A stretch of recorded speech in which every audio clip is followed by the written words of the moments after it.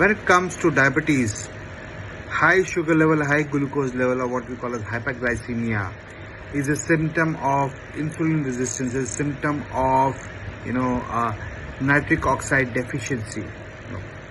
The real cause for diabetes is consumption of bad fats. So understand at a cellular level, our cells has a cell membrane, has a phospholipid bilayer cell membrane, which needs healthy fats, cholesterol and lipids to maintain its structure and fluidity. Right? This architecture has to be maintained that allows cells to sense the extracellular matrix, to turn on genes, proteins, produce nitric oxide, number of things. Right?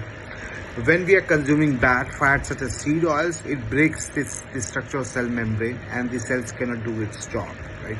So when it comes to diabetes, when we are consuming something, whether it is carbohydrates or glucose, right, or different sort of foods which have some sort of sugar and these starchy things, right, your body, your oral microbiome sends a signal and your pancreas sense it and it starts releasing insulin. Now insulin binds to your insulin receptors on most of the cells, but specifically your fat cells, liver cells and muscle cells. Right?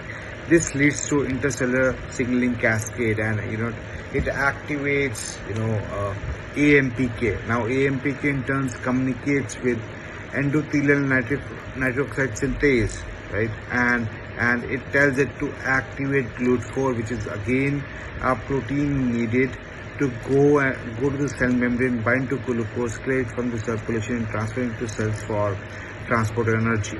This activation of GLUT4 needs a signal which is nitric oxide.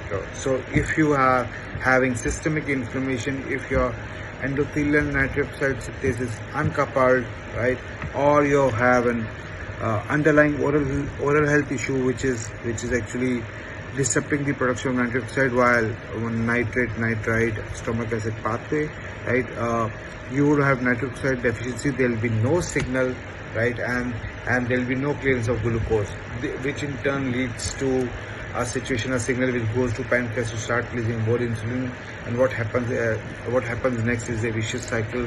It causes hyperglycemia and type 2 diabetes. So just tracking your blood sugar level is not going to help. Just taking your insulin is not going to help, right, until unless you fix your cell membrane, you fix your cellular inflammation.